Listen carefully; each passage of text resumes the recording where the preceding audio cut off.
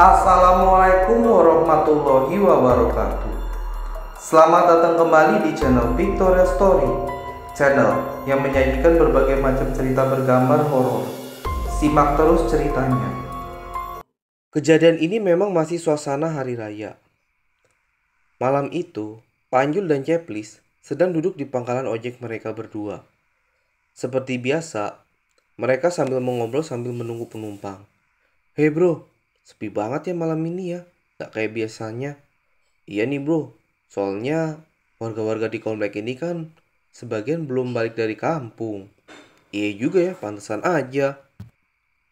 Ketika mereka berdua sedang asik mengobrol, tiba-tiba saja ada seorang wanita muda berjalan seorang diri, lalu menghampiri mereka berdua. "Ojek mas?" "Oh ya, tapi maaf, mbaknya mau kemana?" tanya Ceplis. "Tolong antarkan saya ke Jalan Melati ya mas." "Oke mbak, ditunggu." Ceplis pun segera menghidupkan sepeda motornya dan menyuruh si mbaknya untuk naik di joknya.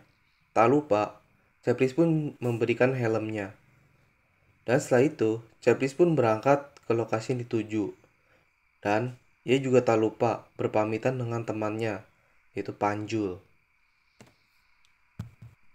Setelah dirinya mengantarkan penumpang dan kembali ke pangkalan, ia pun melaju dengan kencang, berharap ia pun sampai. Dan saat di perjalanan, ia melihat seorang pria muda memakai pakaian rapi selayaknya seorang pegawai kantoran, berada di pinggir jalan. Ceplis pun menghentikan motornya dan menawarkan jasa ojeknya kepada lelaki itu. Dan lelaki itu meminta diantarkan ke Jalan Mawar. Ceplis pun menuruti kemauannya. Sesampainya di lokasi, lelaki itu langsung turun dari sepeda motor tanpa memberikan uang. Lantas, Ceplis pun menagihnya. Dan alangkah terkejutnya saat pria itu menoleh. Ceplis pun dibuat merinding. Rupanya, wajah pria itu tampak seram, pucat dan penuh luka. Ceplis pun ketakutan dan segera tancap gas. Tiba di pangkalan, Ceplis menceritakan kejadian itu kepada Panjul. Mendengar cerita Ceplis, Panjul hanya tertawa dan menganggap kalau Ceplis sedang berhalusinasi. Beberapa saat kemudian, sosok lelaki itu pun muncul tepat di hadapan mereka berdua. Hal itu membuat mereka menjadi gemetaran. Jul, ini Jul yang gue bilang Jul," kata Ceplis. "Bener serem ya mukanya ya, kayak adonan cimol. Gila lu, malah di roasting kayak gini. Terus gimana?" "Ya udah, ikut hitungan dari 1 sampai 3. Tuh, wah, gak, kabur," ucap mereka berdua. Di sebuah rumah yang megah dan besar, layaknya seperti istana. Memang, di rumah itu memang lampu masih menyala. Kebetulan, yang punya rumah memang belum tidur. Ada sepasang suami istri, yaitu Ervan dan Dewi, sedang menonton televisi. Saat Dewi berniat mengganti channel, dirinya menyadari kalau remote televisinya tidak ada di sampingnya.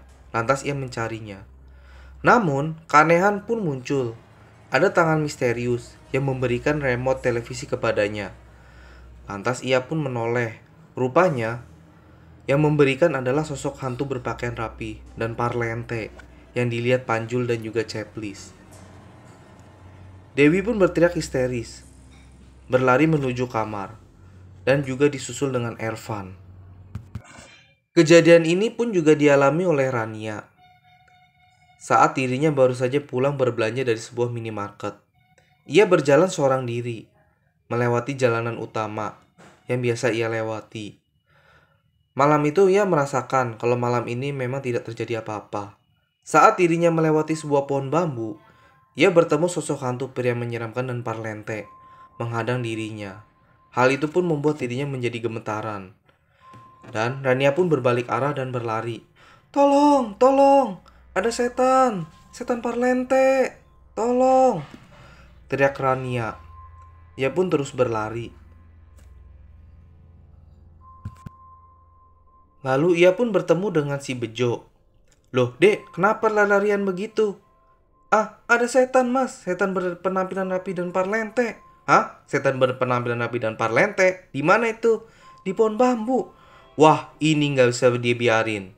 Harus dikasih pelajaran. Kalau perlu, biar gue jewer tuh kuping tuh si setan. Biar lebar kayak kuping gajah. Dan tidak lama, sosok itu pun muncul di hadapan Bejo. Kamu bilang apa ya? Nggak bilang apa-apa kok. Mau jewer kuping aku ya? Enggak, bohong kamu. Ayo, jewer, jewer. Ayo, silakan. Nggak jadi. Ah, tolong, ada setan. Mas, tungguin dong, Mas.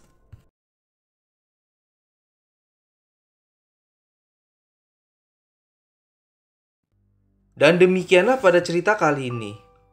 Jika kalian suka, jangan lupa untuk tekan like, komen, subscribe, dan klik tombol lonceng. Sampai jumpa kembali dan nantikan video-video selanjutnya. Wassalamualaikum warahmatullahi wabarakatuh.